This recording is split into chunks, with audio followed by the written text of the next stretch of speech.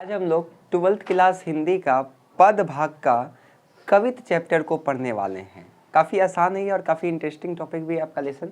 तो चैप्टर का नाम है आपका कवित, जिसके राइटर कौन है? भूषण। और ये किस काल के कवि है? तो रीतिकाल। और इनका कविता में कौन सा रस झलकता है? तो वीर रस। मतलब इनका कविता को आप पढ़िएगा तो आपको वीरता का अनुभव होगा, इसी को हम लोग बोलते हैं वीर रस। जन्म कब हुआ था? तो 1613 में। मृत्यु कब हुआ था? 1715 में। जन्म स्थान कहाँ है? तो तिलक गांव, कानपुर, उत्तर प्रदेश। पिता का नाम रत्नाकर त्रिपाठी।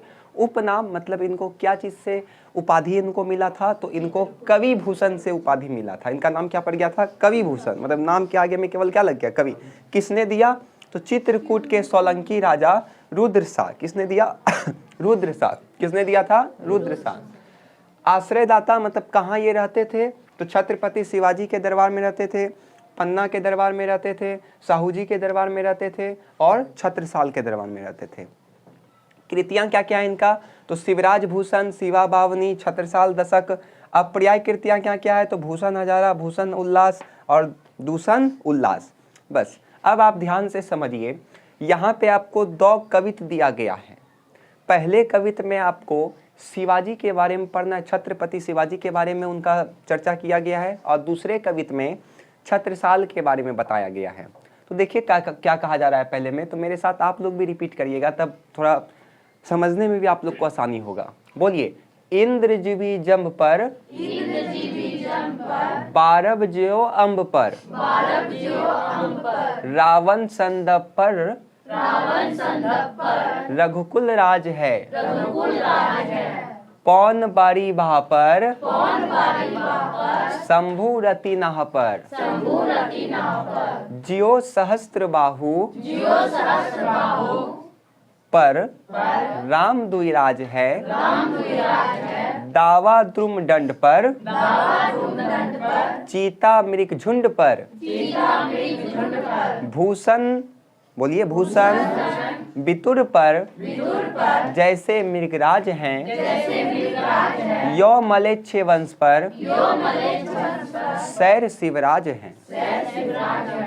अभी तो कुछ समझ में नहीं आया होगा किसी को? 3 मिनट के अंदर आप समझ जाएगा कि आखिर क्या कहा जा रहा है। देखिए, इंद्र मतलब तो सब समझ रहा है ना। तो इंद्र जभी जंब पर मतलब जैसे इंद्र का, जंब मतलब होता है यमराज, जैसे इंद्र का यमराज पर राज है, और बारब जियो अम्ब पर, बारब मतलब होता है समुद्र का आग, क्योंकि पृथ्वी के नीचे क्या है? आग है। तो समुद्र का आग का अम्ब पर यानी कि समुद्र के जल पर क्या है? राज है। बात समझ में आ रहा है? जब पूरा खत्म हो जाएगा ये वाला कवि, तब आपको तुरंत समझ में आ जाएगा कि आखिर ये कह किसके बारे में रहा है। तो क्या बोले हम? जैसे इंद्र का यमराज पर राज है और समुद्र का आग पर, समुद्र का आग किस पर राज है? उसका जल का। रावण संदर्भ, घमंडी रावण पर, संदर्भ मतलब घमंडी रावण पर किसका राज है? रघुकुल। रघुकुल मतलब राम जी। मतलब जैसे घमंडी रावण पर रघुकुल का राज है, राम जी का राज है। पौन बड़ीबा, पौन मतलब देखिए नाम से पता चलता है पवन। पवन मतलब क्या होता है? हवा। जैसे हवा का बादल पर राज है, जैसे हवा का बादल पर राज है। शंभु रतिनाह पर, और शंभु बोलते हैं ना, हर हर शंभु मतलब शिव जी का किस पर राज है? रतिना मतलब कामदेव।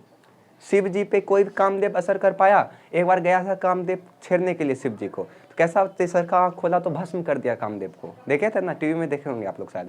तो शंभु यानी कि शंकर जी के पर किसका राज है?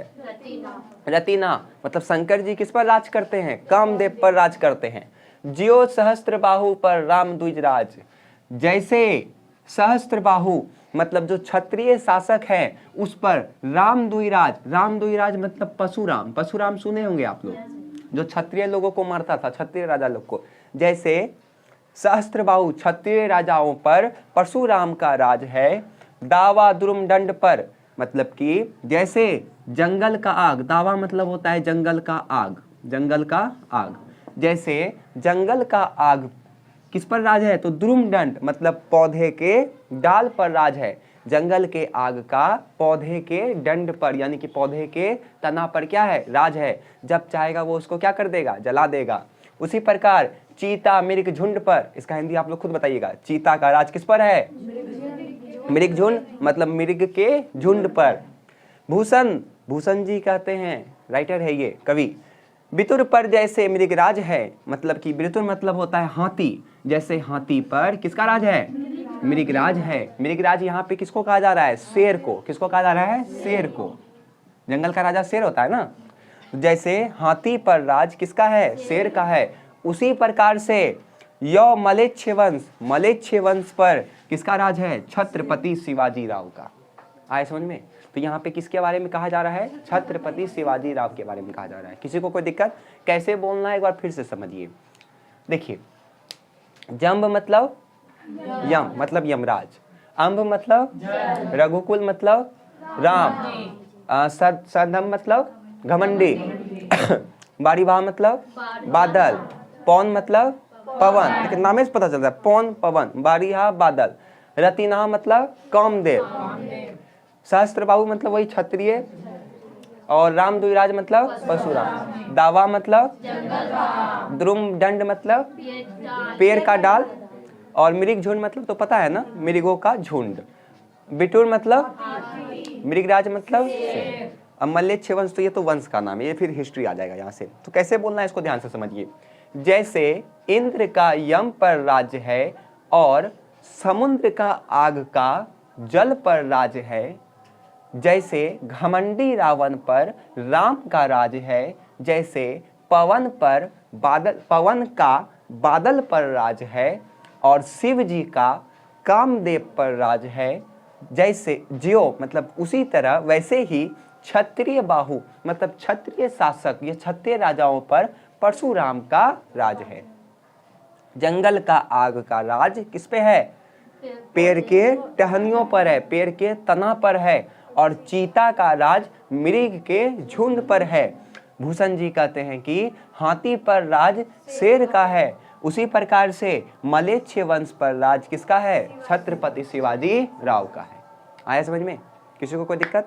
लिख लीजिएगा खुद से, कितना आसान था, अब समझ में आ गया ना। अगला देखिए कवित्व में क्या कहा जा रहा है, मेरे साथ आप लोग पढ़िएगा। निकसत मयानते मयूखे प्रलय भानु कैसी, फारे तम तोम से गयंदन के जाल को, लागती लपकी कंठ बैरिन के नागिन सी, रुद्र ही रिझावे दे दे मुंडन की माल को, लाल क्षितिपाल छत्रसाल महाबाहुबली, कहाँ लो बखान करो तेरी करवाल को, प्रतिभत कटक कटीले केते काटी काटी कालिकासी, कलकी कलेयू देती काउल को। ये वाला उससे भी आसान है, समझिए। अब ये वाला कवित्व किसके लिए कहा गया है? छत्रपति शिवाजी राव के लिए तो पहला वाला था, ये वाला किसके लिए है? छत्रसाल किसके लिए है? देखिए कैसे बोलता है। निकसत मयान ते मयूखे, मतलब कि मयान मतलब समझते हैं तलवार को जो रखा जाता है, मतलब जैसे तलवार से मयान से तलवार को निकालता है तो वो मयूखे मतलब किरण के तरह चमकता है। किसके तरह चमकता है? और जैसे निकाला आ गया प्रलय, और क्या आ गया? प्रलय। बात समझ में आया? क्या बोले हम? जैसे छत्रसाल जो है अपने मयान से तलवार को निकालता है, तलवार क्या होता है? किरण के तरह चमकता है, और क्या आ जाता है? प्रलय आ जाता है। भानु कैसी फारी तम तोम से गयंदन के जाल को, जैसे भानु तम तोम मतलब अंधकार को, केवल हम यहाँ पे अंधकार बना देते हैं, समझ जाइएगा। भानु मतलब क्या होता है? सूर्य का प्रकाश या सूर्य, जैसे सूर्य अंधकार को क्या कर देता है? फाड़ देता है, उसी प्रकार से जो छत्रसाल का तलवार है वो हाथी के गला में जो जंजीर लगा होता है, जंजीर का जाल, उसको भी क्या कर देता है? एक बार में काट देते हैं। आया समझ में? तो ये वाला में किसी को कोई दिक्कत है? कैसे बोलना है एक बार फिर से समझिए। जैसे छत्रसाल के मयान से तलवार निकलता है, वैसे वो लगता क्या है? किरण की तरह चमकता है, और प्रलय आ जाता है। जैसे भानु मतलब सूर्य का प्रकाश अंधकार को फाड़ता है, उसी प्रकार से छत्रसाल का जो तलवार है वो हाथी के गर्दन पे जो जाल लगा रहता है उसको वो क्या कर देता है, काट देता है। आए समझ में? बोलिए, ये बोल दिया था सारा। तो देखिए क्या है, लागती लपकी कंठ बैरिन के नागनी सी, और ऐसा लगता है कि बैरिन मतलब होता है शत्रु, बैरिन मतलब शत्रु, और ऐसा लगता है कि शत्रु के कंठ पर वो नागिन सा क्या हो गया है, लपक गया है, नागिन सा लपक गया है और तुरंत धड़ से एक सर को क्या कर देता है, अलग कर देता है। रुद्र ही मतलब होता है शिव जी का गुस्सैल रूप। शिव जी का गुस्सैल रूप को हम क्या बोलेंगे, रुद्र ही रिझावे दे दे मुंडन की माल को, और वो जो मुंडी काटता है 36 साल का तलवार दुश्मन का, उसका मुंडन को वो चढ़ाता है किसको, शिव जी को। शिव जी को क्या करने के लिए, रिझाने के लिए, प्रश्न करने के लिए। आया समझ में? लाल क्षितिपाल छत्रसाल महाबाहुबली, मतलब लाल क्षितिपाल का लाल मतलब बेटा, क्षितिपाल का बेटा छत्रसाल जो क्या है, महाबाहुबली है, उसका तलवार को, करवाल मतलब होता है तलवार, उसका तलवार का बखान हम कहाँ करें। मतलब वो इतना प्रसिद्ध तलवार है कि आखिर हम उसका बखान कहाँ करें, बहुत ज्यादा प्रसिद्ध तलवार है वो। प्रतिभत कटक कटीले केते काटी काटी, कालिका सीकल की केले उदाई देती काल को। मतलब कि प्रत्येक दुश्मनों का जो समूह है, शत्रु का जो समूह है, उसको वो क्या कर देता है, तलवार निकाला और उसका मुंडन को काट दिया, और काट करके कालिका मतलब काली माता का एक रूप होता है, कालिका मैया को वो प्रसन्नता पूर्वक क्या कर देता है, देती काल को, प्रसन्नता पूर्वक उसको क्या करता है, चढ़ाता है। आया समझ में? किसी को कोई दिक्कत है यहाँ तक में? हो जाएगा। एक बार हम फिर से बोल देते हैं, उसके बाद आप लोग एक करके बोलिएगा। जैसे इंद्र का यम पर राज है, समुद्र के आग का जल पर राज है, घमंडी रावण पर राम का राज है, पवन का बादलों पर राज है, और शिव जी का कामदेव पर राज है, उसी प्रकार यह वैसे ही क्षत्रिय राजाओं पर परशुराम का राज है, एवं जंगल का आग का पेड़ की टहनियों पर राज है, वैसे चीता का मृग के झुंड पर राज है। भूषण जी कहते हैं कि जैसे हाथियों पर शेर का राज है, उसी प्रकार से मलेच्छ वंश पर छत्रपति शिवाजी राव का। आया समझ में? इसमें क्या बोलना है, दूसरे कवित्त में भूषण जी क्या करते हैं, छत्रसाल के तलवार की विशेषताओं के बारे में बताते हैं। वे कहते हैं कि पहले इतना सा बोलना है, दूसरे कवित्त में भूषण जी छत्रसाल के तलवार की विशेषताओं के बारे में बताते हैं कि जैसे छत्रसाल अपना मयान से तलवार को निकालता है तो वो किरण की तरह चमकने लगता है, प्रलय आने लगता है। जैसे सूर्य जो है वो अंधेरा को फाड़ देता है, उसी प्रकार से छत्रसाल का तलवार क्या हो जाए, हाथी के गर्दन पर जो लोहे का जंजीर होता है उसको एक बार में क्या कर देता है, काट देता है। ऐसा लगता है कि उनका तलवार शत्रुओं के कंठ पर नागिन सा क्या हो गया है, लपक गया है, और उसके धड़ को अलग कर देता है। और काली माता को, रुद्री मतलब शिव जी को, और शिव जी को गुस्सैल शिव जी को, शिव जी लिख देना है, ब्रैकेट में लिख देना है शिव जी का गुस्सैल रूप, और शिव जी को वो मुंडन क्या कर रहा है, चढ़ा रहा है। क्षितिपाल का पुत्र छत्रसाल महाबाहुबली है, उनके तलवार का बखान कहाँ करें, सब जगह उनका तलवार का बखान है। प्रत्येक शत्रु का समूह का वो सर को काट करके क्या करता है, कालिका माता को चढ़ा देता है। अब हम लोग इसका क्वेश्चन आंसर देख लेते हैं फटाफट, ठीक है।